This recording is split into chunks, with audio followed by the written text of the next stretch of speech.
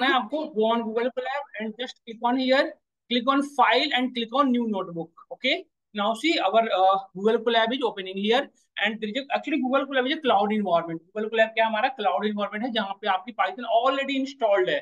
Means what, आपको installation करने की परेशानी से सॉल्व, मतलब आपको सॉल्यूशन है. यस और नो? तो आप सिंपल गूगल कोलैब सर्च करें, सब लोग करो, सब लोग ओपन कर लो अपने सिस्टम में, ईच एंड एवरी वन. सभी लोग करें, जो नहीं कर पा रहे हैं मुझे बता, मैं आपको हेल्प करूंगा, या आपके अपने बगल वाले से करें. आप बेटा फर्स्ट क्लास है, ओपन करो क्रोम, यहाँ की वाईफाई से कनेक्ट हो जाओ. डुकेट का D capital @ triple time 3 time 8 लिखना है आपको. सब लोग कनेक्ट हो जाए यहाँ की वाईफाई से और आप यूज करें. आज की जो टॉपिक मैं डिस्कस करने वाला हूँ, this is the first class and today is our first topic, that is called naming convention.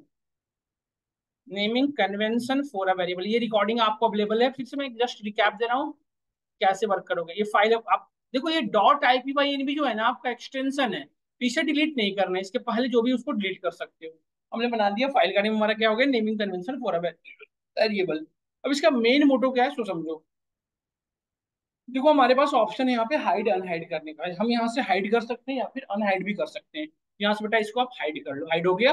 अच्छा, उसके पहले एक चीज और करने की नीड है, कनेक्ट पे क्लिक कर देना. कनेक्ट पे क्लिक करोगे ये थोड़ा सा टाइम लेगा कनेक्ट होने में. कनेक्टिंग हो रहा है, आप देखें यहाँ पे. एक्चुअली कनेक्ट किससे हो रहा है, क्लाउड इन्वायरमेंट से. तो 1 सेकंड का टाइम लगेगा. देखो यहाँ पे लिख रहा है connecting to Python 3 Google computing engine. नहीं, हाँ, ये हर बार जब भी ओपन करेंगे तब उतनी बार करना पड़ेगा. किया था रन कराने के बाद, यदि आप नहीं करोगे तो रन कराओगे तब होगा, बट ये होगा कनेक्टिविटी तभी होगा, अपने आप हो जाएगा. आप यहाँ पे देखिए, इतना यहाँ पे आपको फ्री 12 GB रैम प्रोवाइड किया जा रहा है and how much ROM, 107 GB. ये फ्री आपको प्रोवाइड किया जा रहा है इन क्लाउड इन्वायरमेंट. तो यहाँ आपको फ्री इतना यूज कर सकते हो. अब हम कोडिंग कैसे करेंगे, ध्यान से देखिए. यहाँ पे दो ऑप्शन दिख रहे हैं, कोड एंड टेक्स्ट. तो जब आपको नोट्स वगैरह राइट करना हो तो क्या यूज करें, टेक्स्ट. यदि कोड राइट करना हो तो क्या यूज करेंगे, कोड. फिलहाल टेक्स्ट लिखनी है, तो हमने यहाँ पे टेक्स्ट यूज किया. मैं यहाँ पे टेक्स्ट में यहाँ पे डबल क्लिक अगेन किया, देखो ये ओपन हो गया. मैंने यहाँ पे लिखा. अभी जो आज की जो टॉपिक है उसमें हम ये पढ़ना है set of rule for defining a variable. कुछ रूल है, कुछ रूल्स एंड रेगुलेशन है, set of rule and regulation for defining a variable, एक वेरिएबल को डिफाइन करने के लिए.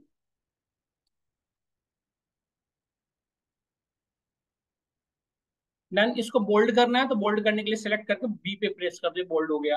अब मैं इसका मैं मोटो समझाऊंगा कि रूल, ये जो आपका टॉपिक है उसका यूज क्या है, उसके ऑब्जेक्टिव क्या है, वो समझिए ध्यान से. इसको मैं यहाँ से हाइड करता हूँ. देखिए आइकन है, इस पर क्लिक किया, हाइड हो गया. अब केयरफुली नोटिस करना, ठीक है, यहाँ पे ध्यान से देखना समझिए.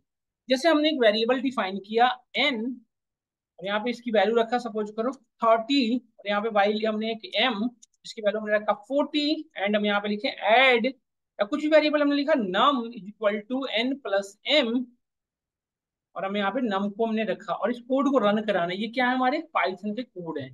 Just right click on year, इस पे क्लिक करो, ये कोड रन करना है, एग्जीक्यूट हो रहा है. आप नोटिस करें दिस इज अवर आउटपुट. ये आउटपुट विंडो है और ये हमारा कोड विंडो है जहाँ पे आप कोड राइट करोगे. अभी यहाँ पे ध्यान से समझना, what is this, this one is nothing but just a variable, this is the value. ये एन क्या हमारा वेरिएबल है, मैंने आपको डिस्कस किया भी था. और 30 इज द वैल्यू. अच्छा, एक चीज और, value is also called as literals in Python. Python में हम कांस्टेंट वैल्यू को क्या कहते हैं, लिटरल्स. ध्यान से समझिएगा. अभी जो 40 है, ये जो 30 आपके सामने दिख रहा है, कैसी वैल्यू बताओ, इंटीजर है, फ्लोट है, क्या कैसी वैल्यू है, इंटीजर है. तो this is called integer literals in Python. Python में इसको क्या कहते हैं हम, इंटीजर लिटरल्स. यदि ये 30.4 होता तो पाइथन में इसको क्या कहते हैं हम, फ्लोट लिटरल्स. यदि ये स्ट्रिंग होता तो क्या कहते हैं हम, स्ट्रिंग लिटरल्स. नहीं, यदि बुलियन वैल्यू होता तो हम क्या कहते हैं, बुलियन लिटरल्स. तो there are multiple literals available in, जो आप कांस्टेंट वैल्यू कहते हो ना रियल लाइफ में, मैथमेटिक्स में, उसे हम क्या कहेंगे, लिटरल्स. डन. क्या हमें यहाँ पर समझ में आई सभी को? This is the things about variable and value. Now see, this is the variable. What is the variable? Variable is nothing but just a container in which you can store any type of value. नहीं. Now see, in which you can store whatever value. कुछ भी रख सकते हैं इसमें, value कैसा भी रखा जा सकता है. इट्स है प्रॉपर्टी टू स्टोर वैल्यू. इसकी एक प्रॉपर्टी होती है कि वैल्यू को स्टोर करता है. तो हम कैसी वैल्यू को स्टोर कर सकते हैं, इंटीजर हो गया, फ्लोट हो गया, वट चीज हम यहाँ पे स्टोर कर सकते हैं नहीं कर सकते, बताओ. Now move to next one. अब यहाँ तक हमें आ गया समझ में, तो आगे बढ़ते हैं हम. नाउ सी, तो अभी एक वेरिएबल को डिफाइन करने के लिए कुछ रूल एंड रेगुलेशन है. वेरिएबल का नेम रखने के लिए, वेरिएबल को डिफाइन करने के लिए कुछ सेट ऑफ रूल फॉलो करने की नीड है. उसे हमें करना पड़ेगा. यदि आप उसे नहीं फॉलो करोगे तो पाइथन शो अस एरर, तो पाइथन एरर शो करेगा. तो क्या क्या क्या रूल फॉलो करने हो मैं आपको लिखवाता हूँ. देखो मैंने यहाँ पे पहला रूल नंबर फर्स्ट लिखा. First rule number what, do not need of explicit declaration, ये फर्स्ट रूल है कि आपको एक्सप्लिसिट डिक्लेरेशन करने की नीड नहीं है। Do not need of explicit declaration. कल की क्लास में सेम चीज रिपीट किया था, मैं 5 मिनट का आपको रिकैप देता हूँ सभी को। सेकंड रूल क्या था बताइए? सेकंड रूल क्या था? Variable name always start with alphabet and underscore. Start with alphabet and underscore. नहीं, ये चीज हमें ध्यान रखने की नीड है। नाउ रूल नंबर फोर्थ क्या था? Third one actually. Variable name contain contain alphanumeric. Variable का नेम अल्फा न्यूमेरिक पॉसिबल है, बट ये रूल नंबर सेकंड के बाद। Third one is the variable name are case sensitive. Variable जो होते हैं केस सेंसिटिव होते हैं।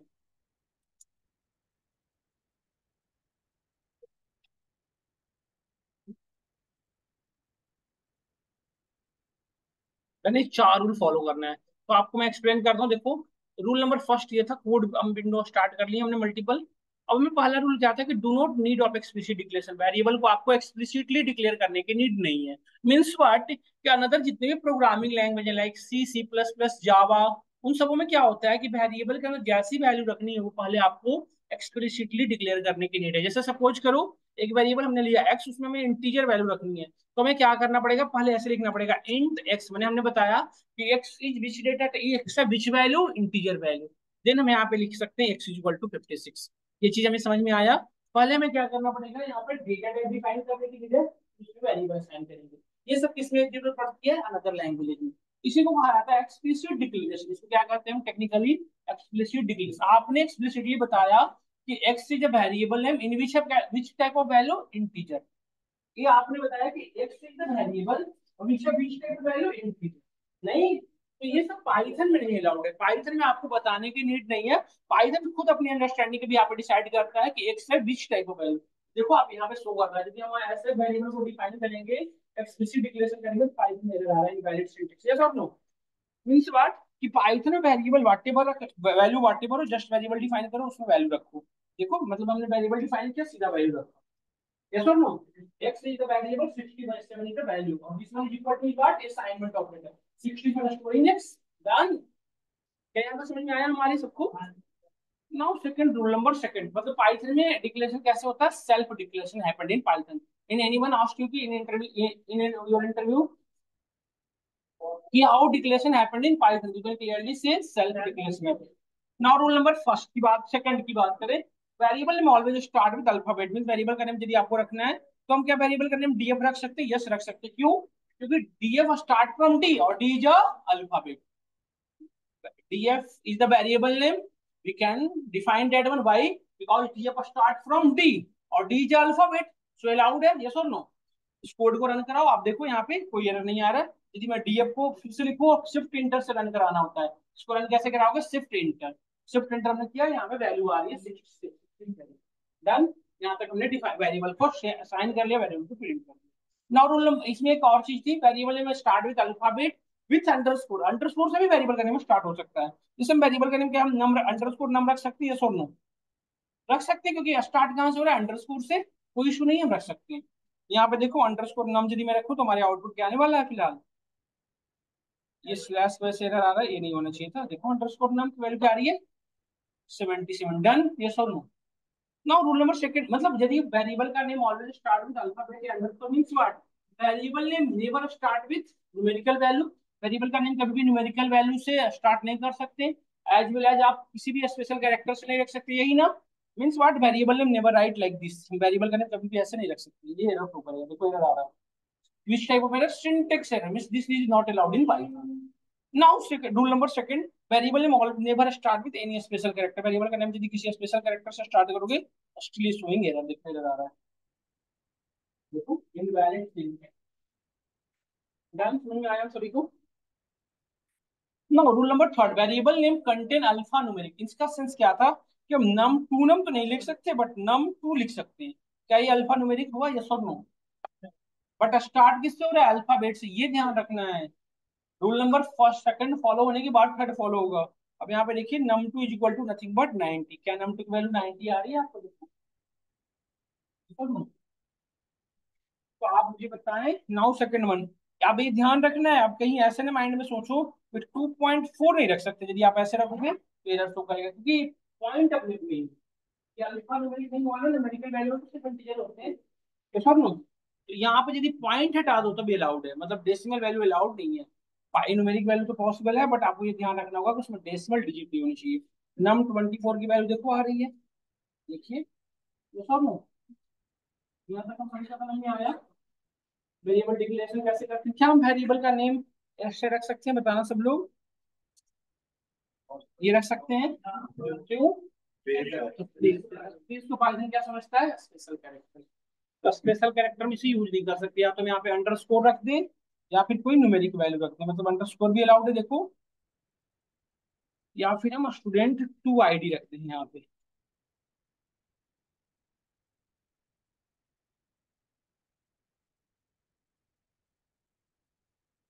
देखो आगे x101 में नहीं, इस तरह से हम वेरिएबल को डिफाइन कर सकते हैं।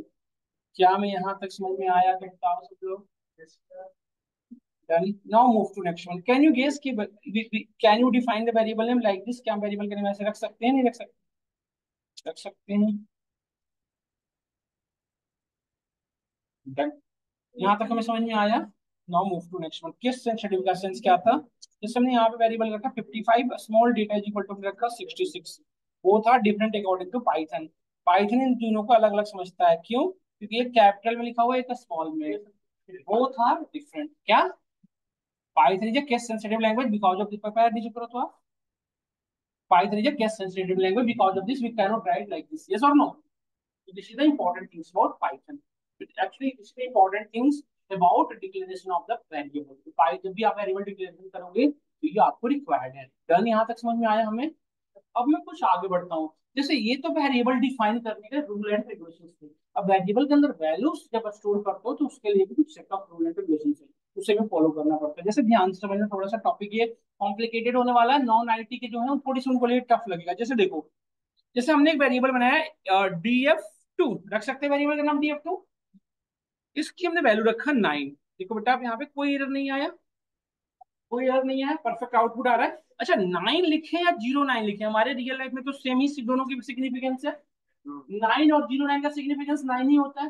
बट यदि मैं 09 लिख रहा हूँ तो पाइथन यहाँ पे एरर शो कर रहा है, देखो ध्यान से। और एरर पढ़ना, पूरी एरर इंपॉर्टेंट है समझना। Integer zero in decimal integer literals, literals समझ में आ गया होगा आपको। Are not permitted use and zero prefix for octal integer. इसका मतलब समझ में आ रहा है आपको?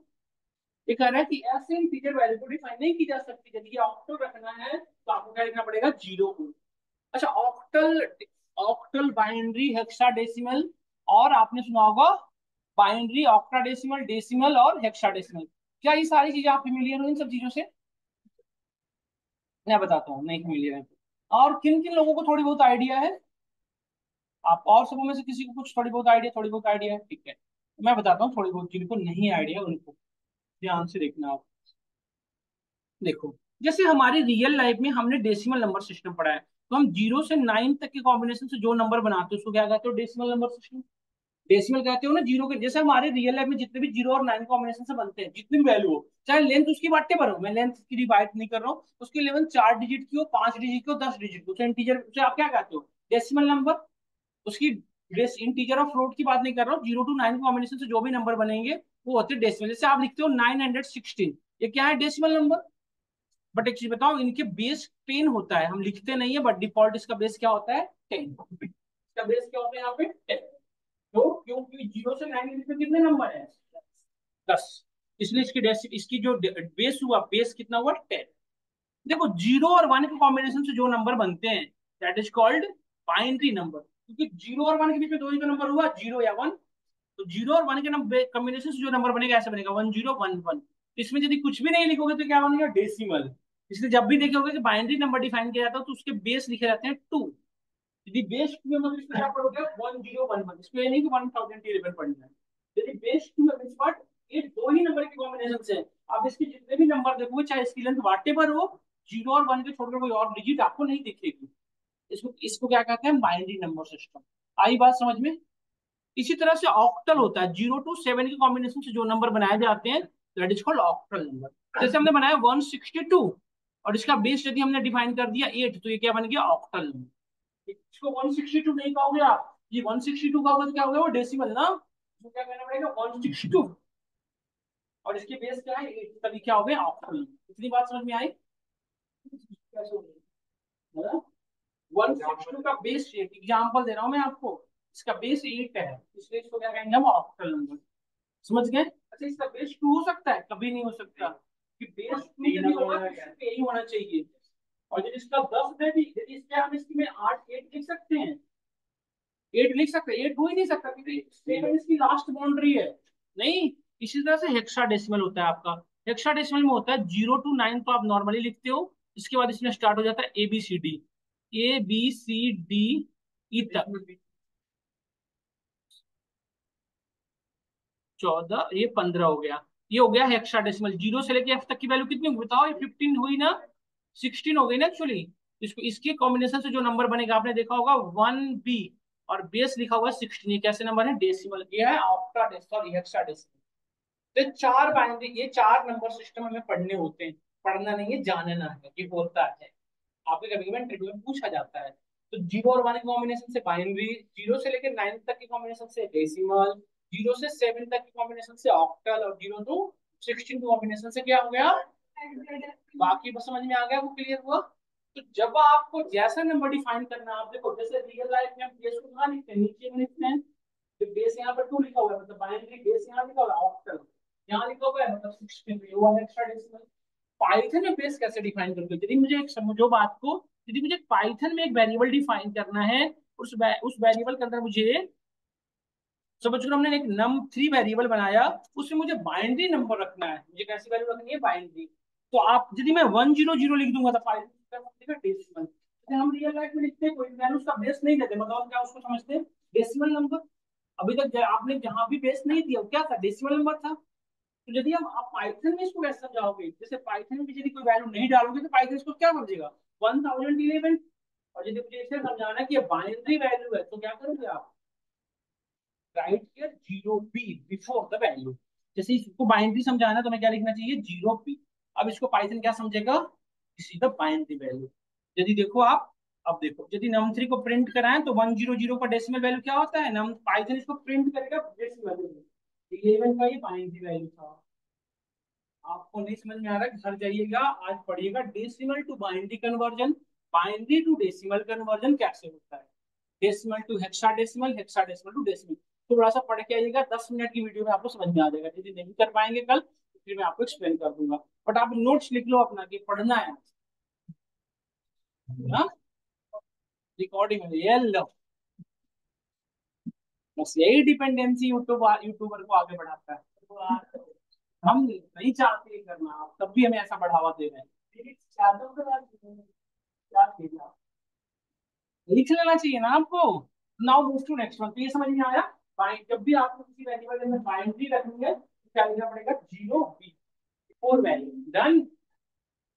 यदि आपको, ओ भाई साहब पीछे क्या पढ़ रहे हो या अंगड़ाइयां ले रहे हो बस? num4। अब यदि किसी वेरिएबल के अंदर आपको ऑक्टल नंबर रखना है, then we can write here 0O। यदि आपको किसी ऑक्टल नंबर रखना है तो क्या लिखोगे? 0O, and right here value 145। अच्छा एक चीज बताओ, यदि मैं ऑक्टल नंबर के अंदर 8 लिख दूंगा तो एरर आएगा या नहीं आएगा? आएगा, क्योंकि ऑक्टल नंबर में 8 अलाउड है, 8 से नीचे आएंगे, 8 से नीचे 7 तक। भैया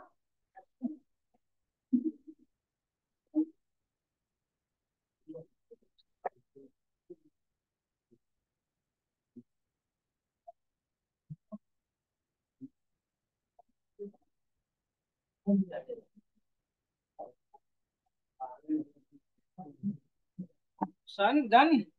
तो right here 0O for octal. देखो 8 लिख रहे हैं, एरर आ रहा है ना, जस्ट सी एरर देखो दिखा रहा है यहाँ पे। सिंटेक्स क्यों कर रहा है कि 8 digit 8 in octal, left phone रखो, 8 digit not allowed in octal आ रहा है ना एरर।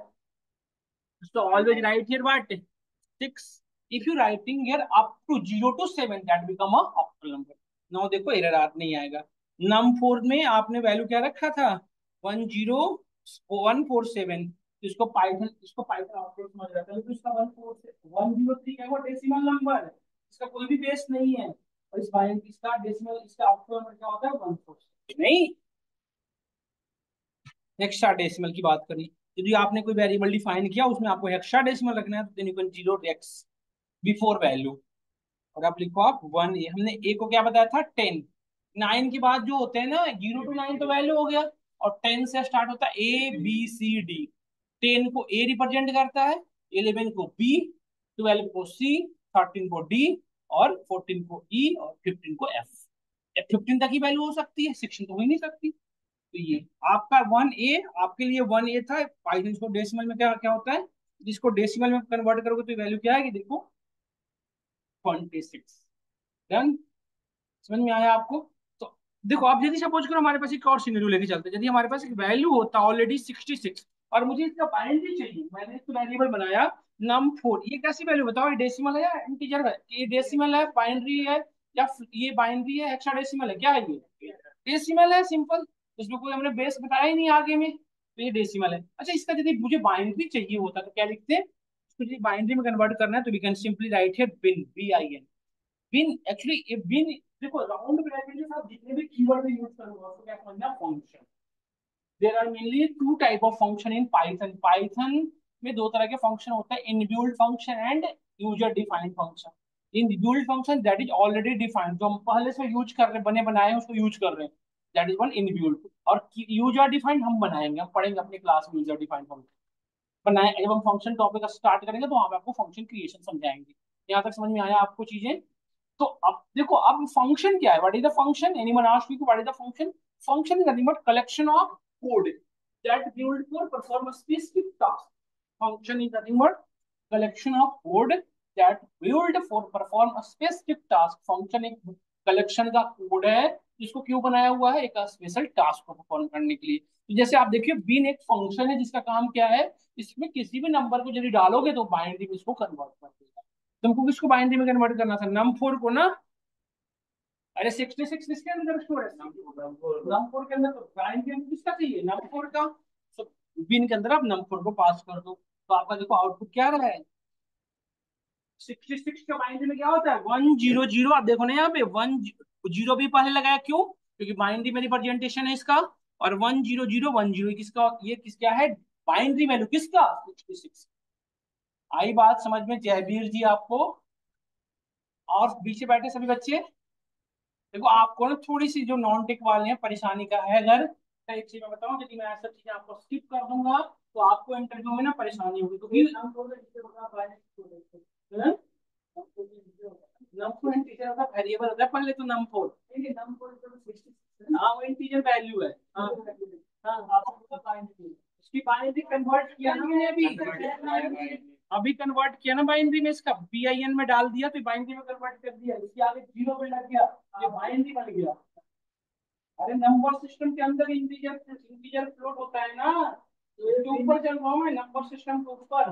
ये बचपन में हम पढ़े थे संज्ञा सर्वनाम, हम संज्ञा के भेद थोड़ी पढ़ रहे हैं, अब चलेंगे ना व्यक्तिवाचक संज्ञा, ये जातिवाचक संज्ञा ऊपर चल रहे हैं नंबर सिस्टम पे। मतलब नंबर सिस्टम के अंदर ये तो, जो आप बता रहे हैं इंटीजर फ्लोट, ये तो तब होगा ना जब डेसिमल के अंदर जाएंगे हम। नहीं, डेसिमल नंबर सिस्टम यदि करूँ बात, तो डेसिमल के अंदर इंटीजर फ्लोट होता है ना, हम अभी नंबर सिस्टम पे चल रहे हैं, कर रहे हैं बात। इसका मतलब फ्लोट है इंटीजर, वो बात ही नहीं कर रहे।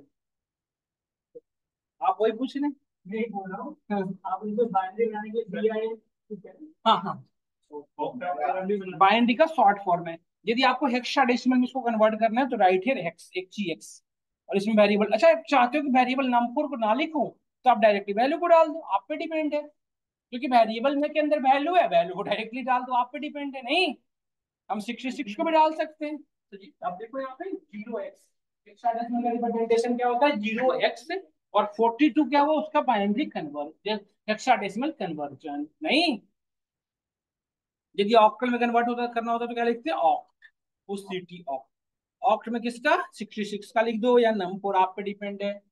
देखो आप, जीरो पहले लिखा हुआ है, 102 नहीं। तो आपने क्या देखा, तीन तरह के नंबर सिस्टम, चार होते हैं बाइनरी, पाइथन के में भी, रियल लाइफ में भी। यदि कुछ भी नहीं लिखा तो डेसिमल, यदि जीरो भी लिखा तो बाइनरी, जीरो ओ लिखा तो ऑक्टल, जीरो एक्स लिखा तो हेक्साडेसिमल। जीरो किसी का होता है? नहीं। तो आप जो लिख रहे थे फर्स्ट ऊपर में, आपने क्या लिखा था कि num2 इज इक्वल टू 09। ये तो किसी का होता ही नहीं, पिछले पाइथन को समझ नहीं रहा। नहीं, यस और नो? तो जीरो बी लिख सकते हैं, जीरो एक्स लिख सकते हैं, या जीरो ओ लिख सकते हैं। जीरो तो लिख ही नहीं सकते। मतलब हमारे पाइथन के में वैल्यू के आगे आपको क्या बताना पड़ता है? उसका बेस। अदरवाइज यदि आपने कोई बेस नहीं बताया तो पाइथन से डिफॉल्ट क्या समझता है? डेसिमल। पाइथन को क्या समझता है? Decimal number. समझ गए या नहीं समझे आप? तो ये रूल डिफाइन, ये रूल रेगुलेशन है पाइथन से रिलेटेड। जैसे हमने कुछ भी बेस नहीं बताया, ये पाइथन इसको क्या समझ लेगा बताइए? ये डेसिमल नंबर। अब डेसिमल में ये क्या हो गया? इंटीजर है। डेसिमल का ये क्या है? इंटीजर वैल्यू है ना। फ्लोट भी हो सकता है यदि मैं डेस पॉइंट दे दूं तो। यदि स्ट्रिंग लिखोगे तो अलग मतलब यहाँ तक समझ में आया तो देखो। तो ये थी वेरिएबल एंड वैल्यू से रिलेटेड कुछ स्टोरी। अब मैं कुछ आगे बढ़ता हूँ, मेमोरी मैनेजमेंट से बात करें। जैसे देखो एक चीज समझो आप, जैसे हमने एक वेरिएबल बनाया num1, उसकी वैल्यू हमने डिफाइन किया 66। There is another value num2 is nothing but 77, and again we defining num1 and value writing है 88। Then can you guess what is the value of num1? यदि मैं यहाँ पे num1 की वैल्यू को शो कराऊं तो can you guess what is the value of num1? हमें क्या आउटपुट क्या आएगा num1 का? सब लोग सोचिए एक बार। इंट्रोडक्शन क्लास आपने ध्यान नहीं दिया था, याद करो इंट्रोडक्शन क्लास में क्या पढ़ा था? कि Python follow top to bottom approach, यही बताया था ना। And executed line by line. तो सबसे पहले कौन सा लाइन एग्जीक्यूट होगा बताओ? ये वाला, फिर ये वाला, फिर ये वाला। नहीं, एक्चुअली होता क्या है सो समझो। जैसे हमारे रियल लाइफ में हम videos, photo, audio, what ever चीजें स्टोर करते हैं, तो हमें मेमोरी की नीड होती है। हमारे सिस्टम में कोई ना कोई मेमोरी स्पेस लेता है, और उस मेमोरी की specific specific memory address define करता है कौन? Disk manager. हमारा जो सिस्टम में डिस्क मैनेजर होता है, आप में जो भी चीजें स्टोर करते हो उसका एक यूनिक एड्रेस होता है या नहीं होता? आप देखो कि पाथ जनरेट करता है, आपके लिए पाथ है, बट उसे पाइथन के लिए क्या एक एड्रेस होता है, उस एड्रेस न्यूमेरिकल वैल्यू होती है। तो उसी तरह से हम जब हम वेरिएबल डिफाइन करते हैं, चाहे वट एवर वेरिएबल, तो पाइथन उस वेरिएबल को किसी न किसी वैल्यू के अंदर, सॉरी किसी न किसी मेमोरी मेमोरी के अंदर स्टोर करना पड़ेगा। नहीं तो यूज कैसे होगा? यदि कोई चीज समझो मेरी बात को, यदि इस वेरिएबल को स्टोर नहीं करोगे तो इन फ्यूचर में उसे यूज कैसे कर पाओगे? कर पाएंगे हम? नहीं। यस और नो? तो अब पाइथन में जो भी वेरिएबल डिफाइन करते हो वो स्टोर होते हैं कहाँ पे? हीप मेमोरी में। Python created a heap memory in which our all the variable is stored here. अब हीप मेमोरी क्या होता है? It is a temporary memory. ये आपके हार्ड डिस्क का कुछ पार्ट है। जब भी पाइथन ओपन करते हो तो आपके हार्ड डिस्क से कुछ हीप मेमोरी क्रिएट की जाती है, और जैसे जैसे वेरिएबल की वैल्यू बड़ी होती जाती है आपके हीप मेमोरी को बढ़ाया जाता है। ये एक्सटेंडेड मेमोरी और ये टेम्परेरी मेमोरी है। Means what? जैसे ही पाइथन क्लोज हुआ हमारी ये memory loss. Means memory loss मतलब मेमोरी की सारी वैल्यू लॉस। नहीं, अब ये तो समझ में आया। अब देखो इसमें डिफाइन होता कैसे? जैसे आप वेरिएबल जब डिफाइन करते हो तो इसमें हर एक वेरिएबल को थ्री थिंग्स अलॉटमेंट होती है। क्या क्या समझना? इस वेरिएबल की सबसे पहले तो जो वैल्यू है उसके अकॉर्डिंग साइज, जैसे 66, तो 66 को स्टोर करने के लिए 1 KB 1 बाइट कुछ ना कुछ तो स्पेस लगेगा। तो जो भी ये स्पेस होगा उसको मेमोरी साइज, उतनी मेमोरी साइज अलॉट हो गई। मेमोरी साइज के अकॉर्डिंग उसको इसकी मेमोरी एड्रेस प्रोवाइड की जाएगी। यूनिक मेमोरी एड्रेस होगा। तो मेमोरी एड्रेस वाट एवर हो सकता है, जैसे 16925 वाट एवर कुछ भी हुआ, बट यूनिक होगा। मीन्स वाट पहले जितने भी वेरिएबल स्टोर हो चुके हैं वही में से इसका नहीं होगा, इसका हमेशा क्या होगा? यूनिक। दूसरी चीज है इसकी वैल्यू स्टोर क्या कर दी गई, और इसका वेरिएबल का नेम। देखो इसको कितनी चीजें नोट हुई? तीन। मेमोरी साइज जैसे केबी में हुआ या बाइट में हुआ वट एवर, मेमोरी एड्रेस, और वेरिएबल का नेम। नहीं, मेमोरी का नेम हर एक वेरिएबल के लिए हुआ होगा। तो स्टार्टिंग में जब हमारा कोड यहाँ पे आया होगा हमारा कंट्रोल एग्जीक्यूट करने, तो सबसे पहले num1 का ये तीनों चीजें किया होगा? नहीं। फिर इसको करने के बाद हमारा कंट्रोल जब दूसरे लाइन में गया तो ये num2 के लिए किया है सारा काम? नहीं, उसके लिए भी हुआ, क्यों दूसरे वेरिएबल के लिए नहीं होगा? ये लो, अरे गड़बड़ कर देंगे सारा JDLC आप। दूसरा फिर से नम वन, तीसरा से देखो आप, अब फिर से नम वन आ रहा है। तो पाइथन यहाँ पे स्मार्ट है। जैसे ही आपको सेम वेरिएबल मिलेगा ना, तो पाइथन क्या करेगा? इसको अनदर वेरिएबल मेमोरी एड्रेस ना देकर, जो इसका प्रीवियस मेमोरी एड्रेस जो बना हुआ था उसी मेमोरी एड्रेस पे इस वैल्यू को क्या करेगा? रिप्लेस कर देगा प्रीवियस वैल्यू से। मतलब 66 के ऊपर ओवरराइड हो जाएगा कौन सी वैल्यू? 66 के ऊपर ओवरराइड हो जाएगा आपका 88। मतलब हमारा 66 क्या हो गया? लॉ। और 88 को जितनी मेमोरी साइज चाहिए उतना अलॉट हो जाएगा, और उसके बाद उसकी मेमोरी एड्रेस वही मिल जाएगी। मतलब अगेन मेमोरी एड्रेस डिफाइन नहीं होगा। मीन्स वाट कि num1 की वैल्यू कितनी हो चुकी है? 88। 66 क्या हो चुकी है? लॉस। समझ में आया आपको? यही रूल आगे फॉलो होता रहेगा।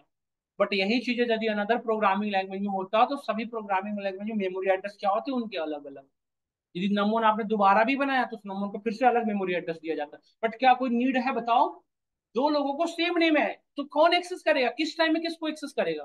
प्रॉब्लम है ना। तो इसलिए बेटर क्या रहेगा कि दोनों की एक सेम एक ही मेमोरी एड्रेस, मतलब नम 1 है, नम 1 की एक ही मेमोरी एड्रेस। यदि आप अगेन फिर से नम 1 बनाओगे तो उसकी वैल्यू जो फिर से रखोगे तब 88 को वाली वैल्यू ओवरराइट कर दे। मीन्स व्हाट कि प्रीवियस वैल्यू को जो रिसेंट वैल्यू है वो ओवरराइट कर देते हैं।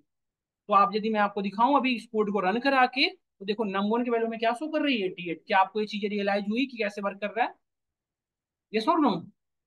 अब मीन्स व्हाट कि पाइथन में जब आप वेरिएबल डिफाइन कर रहे होंगे उसकी वैल्यू स्टोर कर रहे होंगे तो एक चीज का ध्यान रखना है क्या कि वेरिएबल नेम वैसा रखो जिसका कोई सेंस होता हो। यदि हमने सपोज करो हमने एक सपोज एक हमने एप्लीकेशन डेवलप किया होता, उसके जीएसटी की वैल्यू स्टार्टिंग में 0 रखा होता, अब हमने जीएसटी कैलकुलेट किया किसी का 180 और फिर से हमने जीएसटी एक वेरिएबल बना के 0 लिख दिया तो जीएसटी की वैल्यू कितनी होगी ओवरऑल? तो लास्ट में जो चीज लिखोगे वही 0 हो जाएगा ना, सर नो? ये ध्यान रखना है कि यदि दो वेरिएबल का नेम आपने सेम रख दिया तो जो सबसे लास्ट में लिखे वही वैल्यू हो जाएगी सबकी, प्रीवियस पूरी की पूरी को क्या हो जाएगा ओवरराइट। इतनी बातें समझ में आई हम सभी को? तो ये मेमोरी मैनेजमेंट का कॉन्सेप्ट था। अब दूसरी चीजें यदि मैं बात करूं आपसे, सपोज देयर ये वेरिएबल ईयर n1 की वैल्यू हमने रखा 88 और n2 is equal to nothing but 19 sorry 88 again. तो कैन यू गेस कि अब क्या होगा, n1 और n2 दोनों की अलग मेमोरी एड्रेस होगी या सेम होगी? सब लोग सोच के बताएं, पीछे आगे बैठे सभी लोग, सब लोग सोच के बताएं। जयवीर जी की बातों पे भरोसा ना करें, आप अपनी स्किल अपनी आईक्यू को बताएं।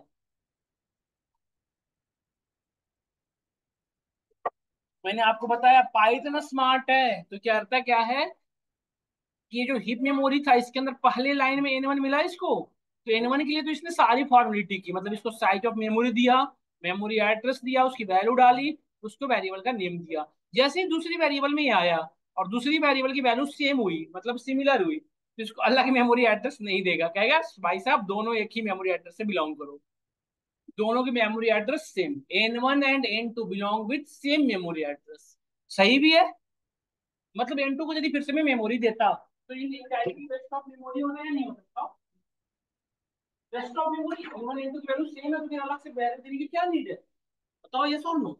इसलिए n2 की अनदर वैल्यू नहीं होती, n1 और n2 को एक ही मेमोरी एड्रेस, वैल्यू तो ऑलरेडी सेम है। तो ये मेमोरी मैनेजमेंट, एक क्वेश्चन पूछा जाता है आपसे इंटरव्यू में कि दो वेरिएबल की वैल्यू यदि सेम है तो क्या होगा, दो वेरिएबल की वेरिएबल का नेम सेम है तो क्या होगा? तो आप बताओ यदि दो वेरिएबल का वेरिएबल नेम सेम है तो क्या होगा? जो रिसेंट वेरिएबल है उसकी जो वैल्यू है प्रीवियस को ओवरराइट कर देगा। यदि दो वेरिएबल का नेम सेम है तो परेशानी की बात नहीं, वो मेमोरी एड्रेस सेम है। अच्छा मैंने ये कहा कि मेमोरी एड्रेस सेम है तो जयवीर जी जैसा हमारी बातों पे भी भरोसा ना करें, आप चेक करें। अब मेमोरी एड्रेस दो वेरिएबल का कैसे चेक करते हैं, आप ध्यान से देखो। n1 और n2 की वैल्यू तो 88 आ रही है, मैं दिख भी रहा था 88, बट मेमोरी एड्रेस कैसे चेक करेंगे? तो दो वेरिएबल की मेमोरी एड्रेस चेक करने के लिए we can use again inbuilt function that is called ID. ID के अंदर जिस भी वेरिएबल का नाम डालोगे उस वेरिएबल का वो क्या प्रिंट करेगा पाइथन, हमारा मेमोरी एड्रेस। तो हम n1 की मेमोरी एड्रेस देखो कितना आ रहा है, ये है मेमोरी एड्रेस n1 की, और मैं होप करता हूँ कि n2 की भी क्या आना चाहिए सेम। तो ये हमारा कॉन्सेप्ट सही हुआ ना। देखो आप n1 और n2 की मेमोरी एड्रेस एग्जैक्टली सेम है या यस और नो? बट आपने पहले जो वेरिएबल बनाया था, जैसे देखो दो वेरिएबल अगेन बनाया हमने एक्स और वाई, एक्स की वैल्यू हमने 88 रखा, वाई की वैल्यू हमने 99 रखा, इन दोनों वेरिएबल की वैल्यू अलग अलग है। तो आप यहाँ पे ध्यान से देखें, ID of X is what, ID of Y is what, अलग अलग दोनों का दिख रहा है आपको? यस और नो? तो दो वेरिएबल की वैल्यू यदि अलग अलग होगी तो मेमोरी एड्रेस उनके 100% अलग अलग होंगे। यदि दो वेरिएबल की मेमोरी वैल्यू सेम है तो दोनों की मेमोरी एड्रेस हमेशा सेम है। इतनी बातें में समझ में आई या नहीं आई? तो इतनी चीजें हमने डिस्कस किया। क्या आपको कोई डाउट है? एक क्वेश्चन और बता देता हूँ, जैसे देखो आप सपोज आपने मल्टीपल लाइन ऑफ कोडिंग लिखी होती है, इस तरह से मल्टीपल लाइन ऑफ कोडिंग लिख दी है और आपने एक वेरिएबल बनाया ऊपर में कहीं पे डीएफ, इसकी वैल्यू आपने रखा 40। जब पाइथन इसको स्टार्ट करेगा रन करना तो सबसे पहले इसको हीप मेमोरी में डीएफ को बना देगा, और पूरे कोड में आपने डीएफ को कहीं पे यूज नहीं किया, सपोज जैसे होता है कि हमने बना तो दिया बट इसको इन फ्यूचर में कहीं पे यूज नहीं किया, तो क्या करता है पाइथन का जो गार्बेज कलेक्टर होता है, पाइथन है गार्बेज कलेक्टर, वो क्या करेगा इस डीएफ को स्टार्टिंग में तो डिफाइन करेगा बट इसका यूज कहीं नहीं देखेगा तो इसको क्या करेगा मेमोरी से डिसअलॉट, मतलब अलॉटमेंट बाहर कि आपको यूज नहीं है हम आपको मेमोरी स्पेस नहीं देंगे। तो ये तीन चीजें पाइथन बहुत स्मार्टली काम करता है। इसीलिए पाइथन जो है अनदर लैंग्वेज के कंपैरिजन में बेटर एंड वेर्सटाइल है, और फ्लेक्सिबिलिटी तो काफी है। समझ में आया आपको? यहाँ तक हमें क्लियर है या नहीं है? तो this is the things about Python. तो हम आज के लिए इतना ही रखते हैं आज की क्लास में। Have any doubt, have any question with you? कोई क्वेश्चन हमें से anyone have any doubt? Yes, if anyone